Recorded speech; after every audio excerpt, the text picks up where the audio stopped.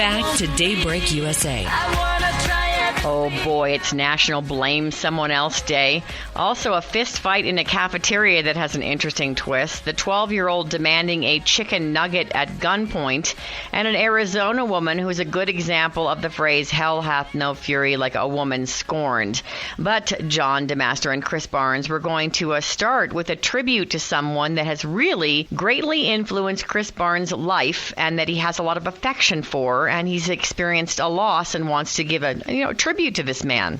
Chris? Yeah, and I thank you guys for letting me do this. What better way to pay tribute to a guy who, lived for radio and was one of the early music jocks back in the day and loved it and went on to own radio stations on Cape Cod, and he gave me an opportunity way back that if he hadn't, I don't know, I don't even know if I'd be in the business if it wasn't for Al Mackay. And Al took a chance on me. Real quick, funny thing too, 1987, and I saw an ad in Radio and Records, back before it was like online, and it said, most ads say, opportunity for this or that and no phone calls. This one had a phone number and said to call.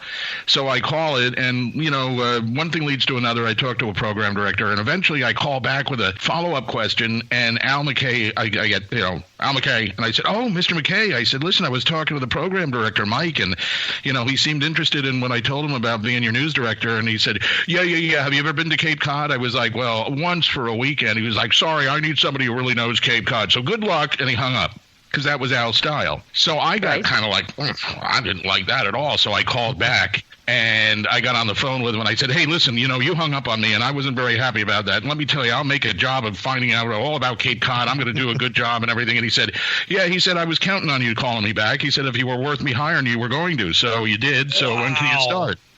And I was like, wow. I played right into his hands. But anyway, he was a great guy. He gave me opportunities I never would have had. He showed me the world in a way because he sent me on trips he didn't have to send me on. And I will always love Al Mackay, who just passed away at 82, just, I guess, earlier this morning. Well, we're sorry for your loss, Chris. You've told me about him before, and I think when someone has that kind of impact on your life, especially, when you feel special working for someone and they can have that kind of positive influence on you, and you've spoken about him many times, so he's obviously leaving part of his legacy behind in one of his former, workers, colleagues, you. So thanks for sharing that with us, Chris.